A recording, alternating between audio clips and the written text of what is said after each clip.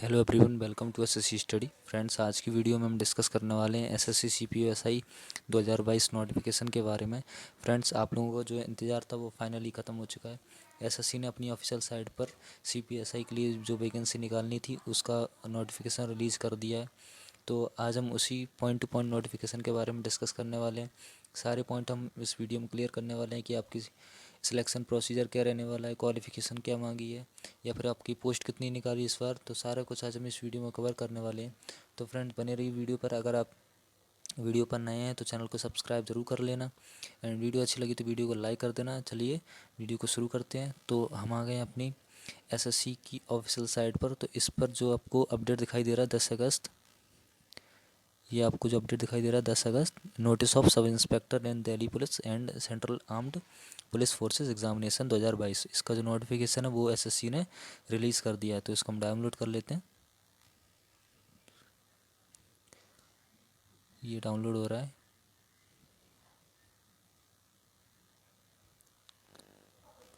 इसको हम डाउनलोड कर लेते हैं।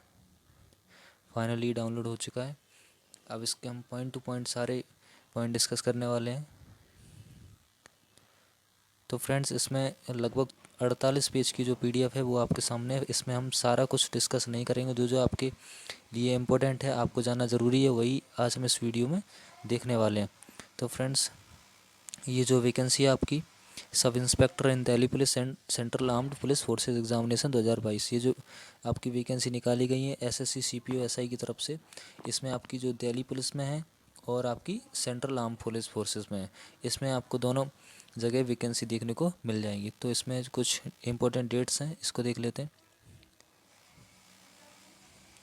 इसमें dates for submission of online applications, तो आपकी जो एप्लीकेशन की जो डेट है वो 10 अगस्त से शुरू होगी और 30 अगस्त से इसकी लास्ट डेट है। लास्ट डेट और and time for receipt of online applications, जो लास्ट डेट को आपको जो टाइम है वो रात को 11 बजे तक आपका टाइम है फॉर्म फिलअप करने का। एंड इम्पोर्टेंट डेट आपकी schedule of computer based examination, आपका जो एग्ज़ाम होना है टीयर 1 के लिए वो आपका नवंबर 2022 में एग्ज़ाम होना है। नेक्स्ट देख लेते हैं। Government strive to have a work place, ये आपके लिए कुछ इंपॉर्टेंट नहीं है। अब इसमें जो आपको पे स्केल देखने को मिलता है सब इंस्पेक्टर जीडी इन सीएपीएफ, इसमें आपका जो पे स्केल है द पोस्ट कैरीज पे स्केल ऑफ लेवल 6, लेवल जो 6 चल रहा है उसके तहत आपको मिलने वाला है। तो इसमें आपका जो 35,400 से लेके 1,12,400 तक की आपकी सैलरी रहने वाली है।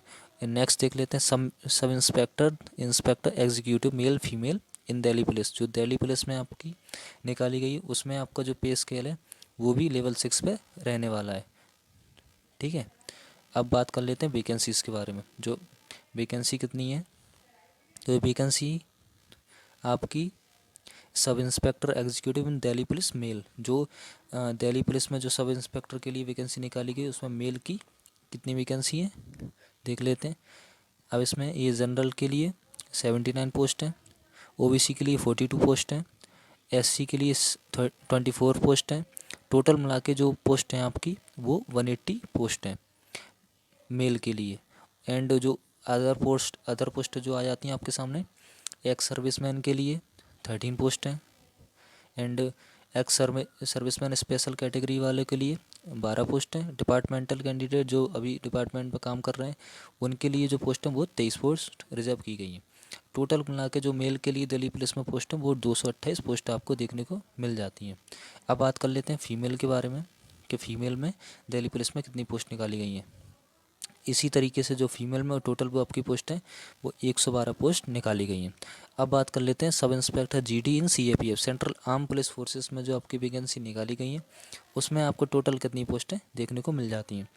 तो इसमें देख लेते हैं बीएसएफ में मेल या फीमेल, सीआईएसएफ में मेल या फीमेल। तो जो सेंट्रल आर्म पुलिस फोर्सेस इनमें सब में मेल या फीमेल की वैकेंसी निकाली गई है। तो टोटल मिला के जो वैकेंसी आपको देखने को मिलती है मेल में वो 1514 वैकेंसी है, एंड फीमेल के लिए जो वैकेंसी देखने को मिलती है वो 69 वैकेंसी है। एंड टोटल जो आपकी वैकेंसी हैं वो 3960 वैकेंसी आपको सेंट्रल आर्म पुलिस फोर्सेस में देखने को मिलती हैं, जिसमें आपकी बीएसएफ की 353 वैकेंसी है मेल और फीमेल को मिला के, सीआईएसएफ में 86, सीआरपीएफ में सबसे ज़्यादा वैकेंसी इस बार देखने को मिली है आपको, मेल की 1217 वैकेंसी जनरल के लिए एंड फीमेल के लिए 43। टोटल मिला के जो सीआरपीएफ में वैकेंसी है वो 3112 वैकेंसी, एंड आपको आईटीबीपी में 191 एंड जो एसएसबी में उसमें आपको 218 वैकेंसी देखने को मिल जाती हैं। टोटल मिला के आपको 3960 वैकेंसी देखने को इस बार मिल जाती हैं। ठीक है, अब नेक्स्ट डिस्कस कर लेते हैं reservation and suitability of post. Reservation for scheduled caste, scheduled tribes, other backward classes, economical weaker section, ex serviceman etcetera are is determined and communicated by the identity user ministry department office as per extend government orders. ये आपको the commission make selection of candidates pursuant, ये आपके लिए important कुछ नहीं है। Next point है आपका नेशनलिटी। नेशनलिटी के बाद में नेशनलिटी के लिए डिस्कस कर लेते हैं। तो नेशनलिटी में फर्स्ट पॉइंट है आपके पास कि अ सिटीजन ऑफ इंडिया और a subject of Nepal. Nepal के भी इसमें फॉर्म डाल सकते हैं। A subject of Bhutan, Bhutan Nepal दोनों के इसमें फॉर्म फिल कर सकते हैं। नेक्स्ट पॉइंट है इसमें एज लिमिट। एज लिमिट हमारी क्या रहने वाली है? एज लिमिट एज ऑन 1/1/2022 देख लेते हैं। Age limit of the candidate should be from 20 to 25 years age on 1/1/2022। Candidate वॉर not before 2/1/1997 and not later than 1/1/2002। तो इसमें क्या कह रहा है कि इसमें जो आपकी जो एज लिमिट है वो 20 से 25 साल रहने वाली है, और लेकिन इसमें जो आपकी 97 से पहले की नहीं होनी चाहिए और 1 जनवरी 2002 के बाद में आपका जन्म नहीं होना चाहिए। तो अगर इसमें आप अंदर एलिजिबल हो इसके अंदर तो आप डेफिनेटली फॉर्म फिल कर सकते हो। अब इसमें जो जैसे SC ST OBC वालों के लिए जो रिजर्वेशन है उसमें 5 साल का आपको SC ST के लिए मिलता है, OBC वालों के लिए 3 साल का आपको रिजर्वेशन इसमें देखने को मिल जाता है। एक्स सर्विसमैन को आपको 3 years after deduction of the military service rendered from the actual age of closing date, मतलब आपकी जो 3 साल का आपको इसमें देखने को मिल जाता है। नेक्स्ट देख लेते हैं for the post of SI in Delhi police category codes 12 and 13।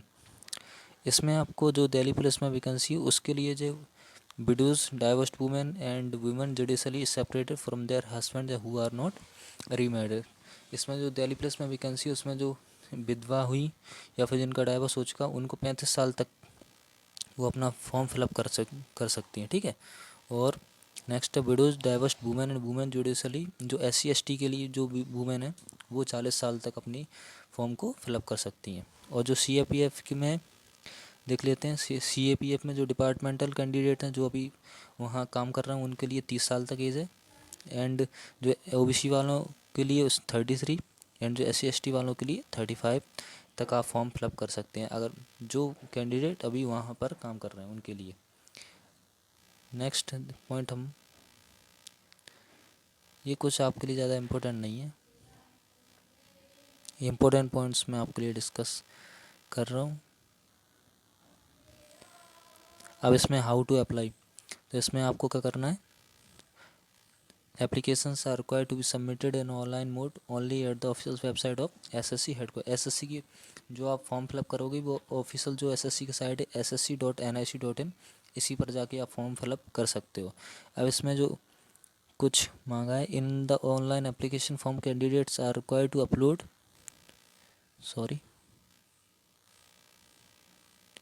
ये पॉइंट आपके लिए वेरी इंपॉर्टेंट है। In the online application form candidate are required to upload the scanned colour passport size photograph in JPG format, जो कि आपके 20 KB से 50 KB के बीच में होनी चाहिए। The photograph should not be more than 3 months old from the date of publication of the notice of examination. जो आपकी फ़ोटो है वो 3 महीने पुरानी नहीं होनी चाहिए, आपका जो नोटिफिकेशन रिलीज किया गया है उसके डेट से, तो ये आपको ध्यान रखना है। नेक्स्ट पॉइंट है image dimension of the photograph should be about 3.5 cm and 4.5 cm height. The photograph should be without cap and spectacles. जो आपकी फ़ोटो है वो विदाउट ग्लास की होनी चाहिए एंड आपको कैप कुछ नहीं लगाना है। ठीक है, इसका आपको खास ध्यान रखना है। नेक्स्ट पॉइंट है, if the proper photograph is not uploaded by the candidate his her candidature will be cancelled. अगर आपकी जो फ़ोटो है वो क्लियर और साफ नहीं है और जो इसमें क्राइटेरिया दिया है उसके अकॉर्डिंग नहीं है, तो आपका जो फॉर्म है वो कैंसिल हो सकता है। तो इसका आपको फ़ोटो का आपको खास ध्यान रखना है। नेक्स्ट आपको देखना है, स्कैन सिग्नेचर देना है। नेक्स्ट है, last date and time for submission of online application of online application is 30 अगस्त तक आपको जो लास्ट डेट है उसकी फॉर्म की 30 अगस्त तक आपको फॉर्म फिल कर देना है। अब नेक्स्ट पॉइंट निकल के आता है कि एप्लीकेशन फ़ी, एप्लीकेशन चार्ज कितना लगने वाला है इसका। तो 100 रुपये आपका एप्लीकेशन चार्ज लगने वाला है।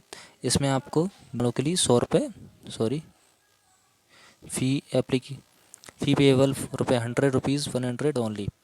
जनरल वालों के लिए आपको 100 रुपये चार्ज इसमें लगने वाला है, जो कि आप नेट बैंकिंग, भीम UPI किसी के तहत पेमेंट कर सकते हैं। और SC ST अदर कास्ट के लिए कोई एप्लीकेशन चार्ज इसमें नहीं लगने वाला है। नेक्स्ट है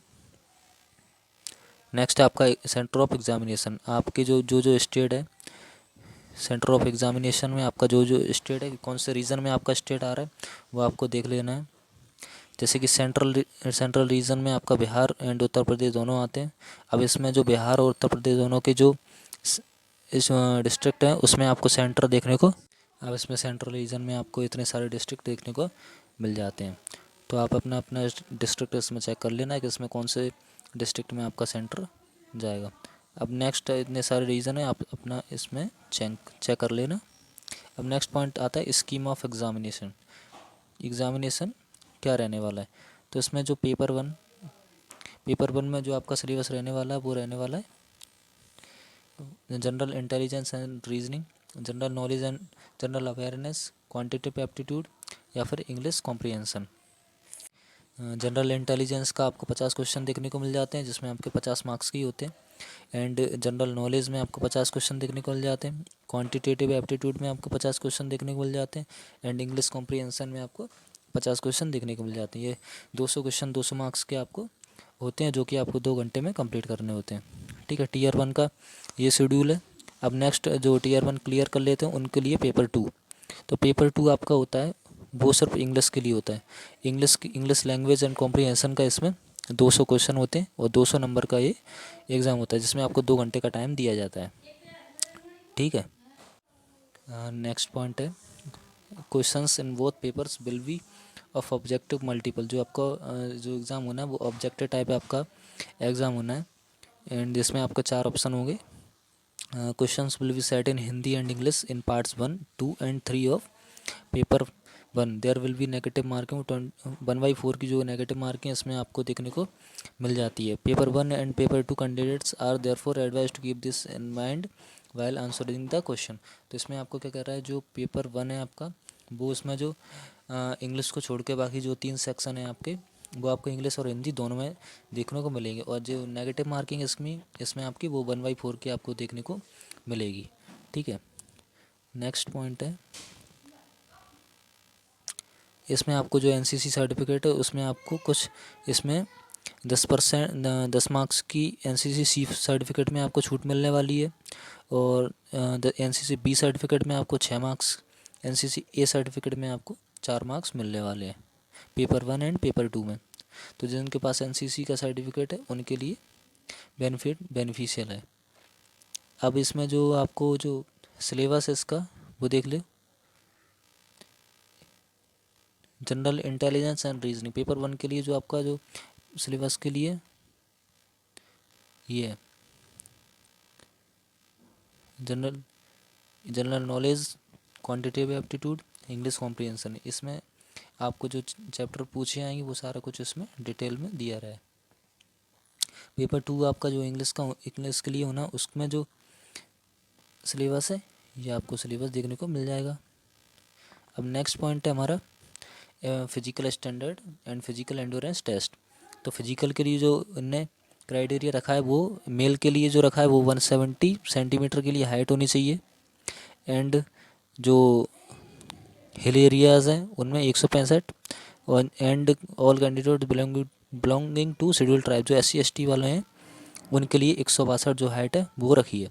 एंड जो चेस्ट है वो आपका 80 सेंटीमीटर बिना फुलाए, और जो फुलाए हुए वो 85 सेंटीमीटर आपको देखने को मिलेगा। एंड ST वालों के लिए 77 बिना फुलाए, एंड फुला के 82। अब नेक्स्ट देख लेते हैं जो फीमेल के लिए। फीमेल के लिए क्या क्राइटेरिया रखा है, वो 157 जो हाइट मांगी है आपकी, और जो ST वालों के लिए वो 154 हाइट आपकी मांगी है। एंड वेट आपका करस्पॉन्डिंग टू हाइट, हाइट के अकॉर्डिंग आपका वेट होना चाहिए। अब नेक्स्ट देख लेते हैं physical endurance test for all post. अब इसमें क्या फिजिकल मांगा है, 100 मीटर रेस इन 16 सेकंड, जो 100 मीटर की रेस आपको 16 सेकंड में कवर करनी है।